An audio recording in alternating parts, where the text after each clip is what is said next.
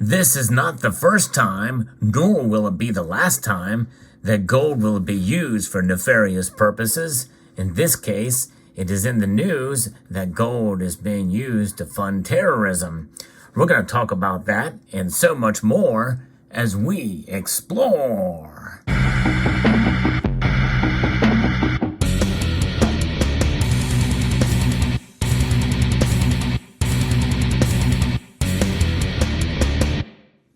That's right, gold is in the news again, this time for nefarious purposes. In fact, that is the one thing about gold that people certainly have come to understand. It is an inanimate object. It does not hold an agenda. In fact, there are all different kinds of cultures and religions that understand gold as money. It has been recognized in various different religions for thousands of years as a store of value and as a monetary metal, as well as for decorations. It has been attributed to many proverbs and certain types of idioms and all these sorts of different things. Gold has been used in order to spread a message about responsibility and about beauty and about wealth and about treasure. But in this case, it is being used for a bad thing, for terrorism. Now, I'm going to be referencing an article here from Jerusalem Post, and obviously it is a biased piece. I guess it depends on your point of view, and I certainly recognize that in this community. In fact, many people will blame America and Israel for some of the activities that are going on here, but nonetheless, no matter what your point of view is, it certainly is without a doubt a situation where gold is fungible depending on no matter what the ideology is. For instance, you've got gold that has been repatriated out of Venezuela by Hugo Chavez. That was a very, very open public news story that when it occurred that they had taken in a lot of the gold. Now there's more gold that is stored in the Bank of England that Venezuela doesn't have access to. At least the current regime in Venezuela does not have access to, for many different reasons. And we've talked about that on this channel, that a lot of it has to do with the legitimacy of the current regime, the Maduro regime, and, about the organization of the opposition and about having actually free and fair elections. And then once you recognize a legitimate government, then they can get their gold back if they want it. But nonetheless, it's stored in the Bank of England right now. And that's a whole nother story. But right here, we've got this foiled plot by Hezbollah Gold Trade in South America. Israeli intelligence foiled it. Dozens of kilos of gold were smuggled on an Iranian Mahan air flight, which is subject to American sanctions from Venezuela to Tehran. An order signed recently by Defense Minister Yoav Gallant indicates that there is a gold smuggling operation between Iran and Venezuela that is funding Hezbollah terror activity. It was revealed that in May, dozens of kilograms of gold were smuggled on an Iranian Mahan air flight, which is subject to American sanctions from Venezuela to Tehran. The funds from the smuggled gold were transferred to Hezbollah.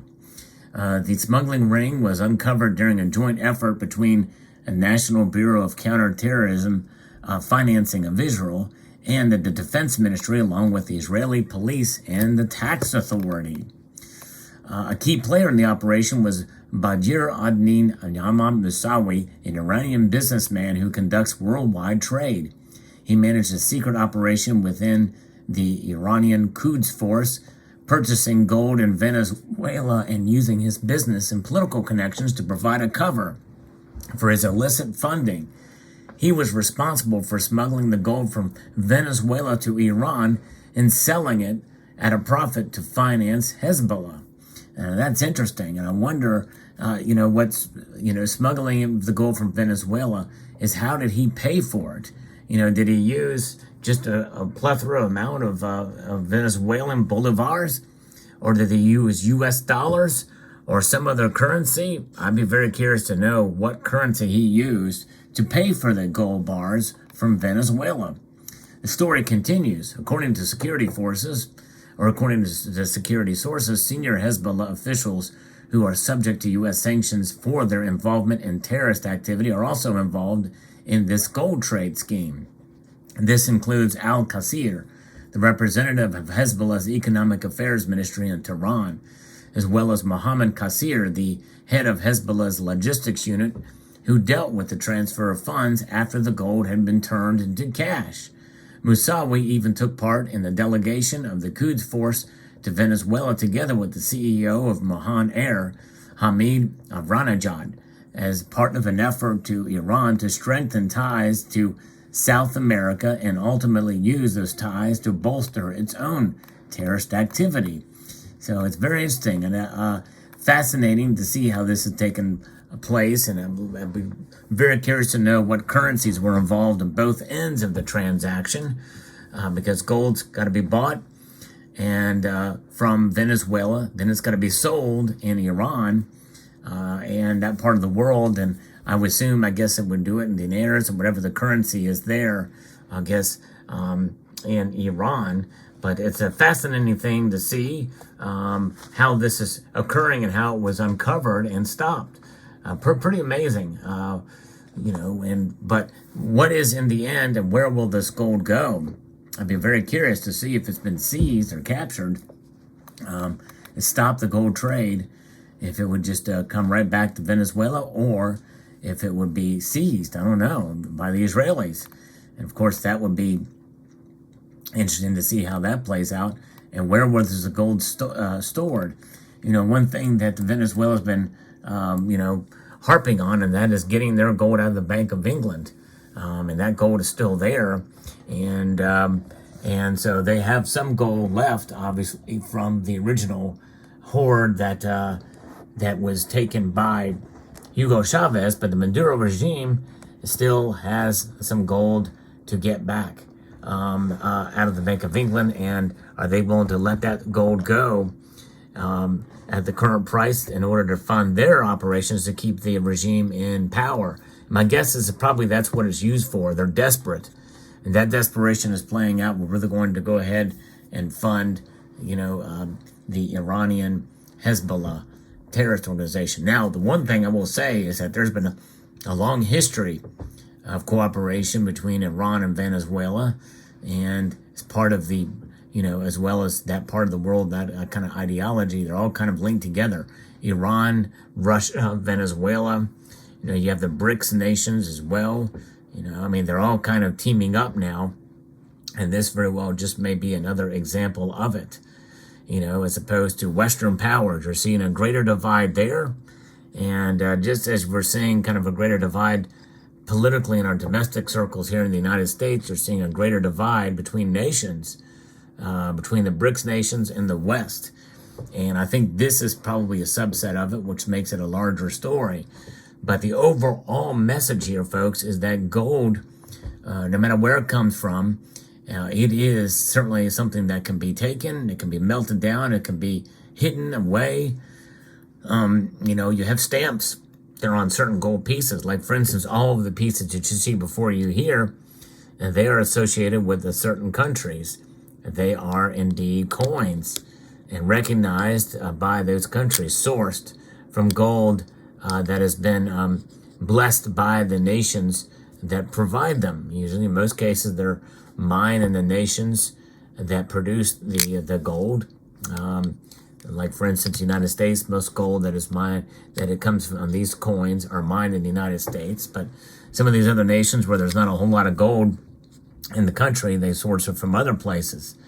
But nonetheless, interesting. But the thing is you really don't know the security and how legitimate the gold is once you melt it down. You have to test it. For instance, all the security features that you may find on a particular piece, they all disappear, and it's just a matter of, having faith in the gold itself and testing the gold using other methods. But the gold provides no agenda other than what's stamped on the coin or on the piece.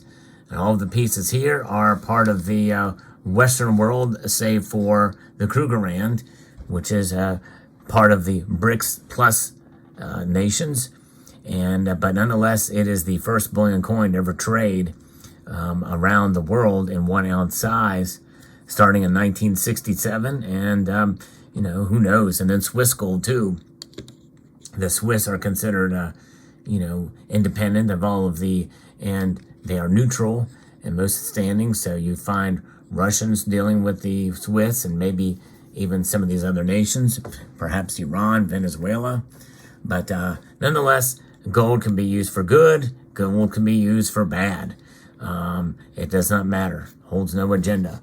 But it is in all the major religions around the world, and so it can justifiably be used in pretty much any case, in any situation, in any measure. Gold that has been mined irresponsibly to the environment and to the health and safety of people around it, that's called blood gold. You've heard me report on that multiple times on this channel. Would you feel comfortable holding a piece of gold that has been caused massive damage to the landscape where it was mined illegally, and even worse, to people that have mined it, that it may have died as a result of mining that gold? In the end, if you melt that gold down and mix it with other gold, it does not matter where it came from, right? Gold is gold. Let me know what your thoughts are about this story. Fascinating indeed. Just wanted to share it mostly as a news story. Whenever gold is in the news, I like to cover it. So I hope you enjoyed this video. Let me know what your thoughts are in the comment section below. We'd like to extend a multitude of gratitude to all of you for taking the time to watch, and to encourage you to please rate, share, comment, and subscribe.